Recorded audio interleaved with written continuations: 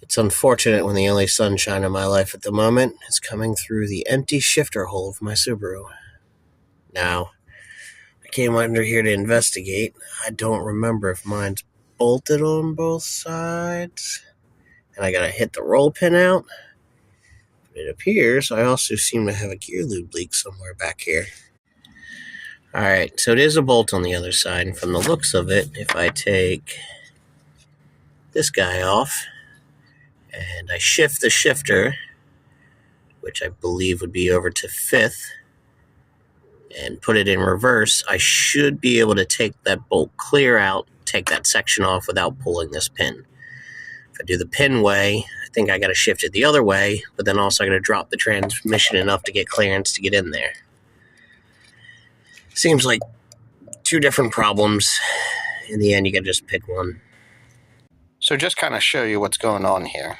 The stock one has a tiny little spot weld, but essentially looks the same as that. It also uses these hard plastic bushings for the shifter linkage, which attaches to this, and that goes to the shifter.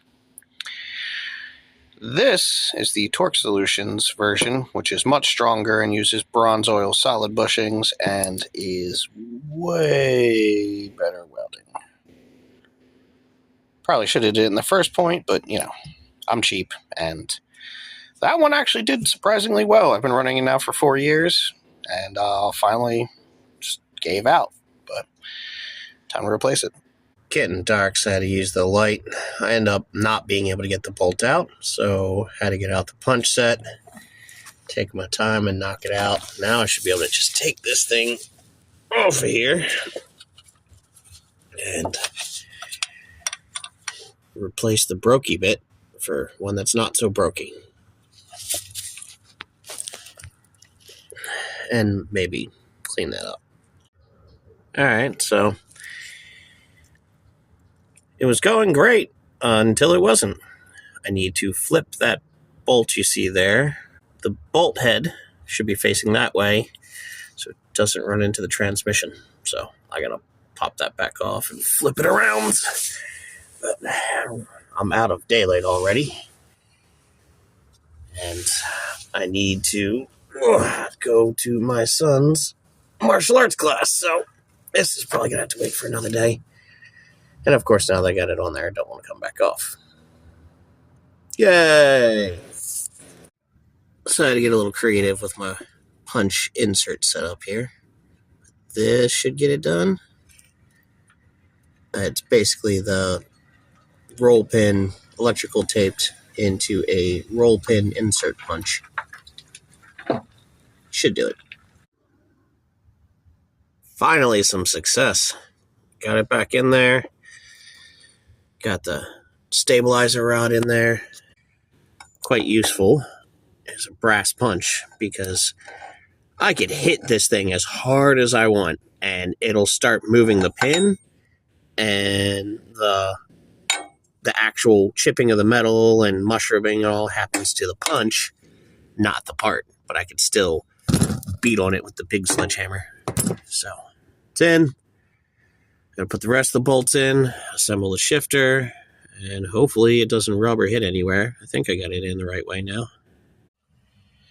Guess my comment was a little bit of foreshadowing. The rod part is upside down. I'm going to have to flip it 180. Probably should have double checked that before I put it all back together, but, you know. It'll just be more practice the second time I do it. So I got it back out. To describe what I got going on here, I had this part the wrong way around, like it was 180 upside down. So I have to unbolt this and swap this bolt. First, unbolt this and then swap this 180. But then also I have to swap this bolt. That way the nut is on this side so it doesn't run into the transmission. At least I think that's right. I've looked at a bunch of stuff. It seems to be right. So now that we have daylight and it's the next day, the shifter in, still got a little wobble, but way better than it was. I got to find one of the old videos. Even with that being a brand new shifter linkage, this thing was very wobbly. way better. Feels way more positive. The throw's better. Way happier with this. Glad I went for the upgraded one. But now on to the other problems. Something I haven't filmed yet is my rear diff is slowly going.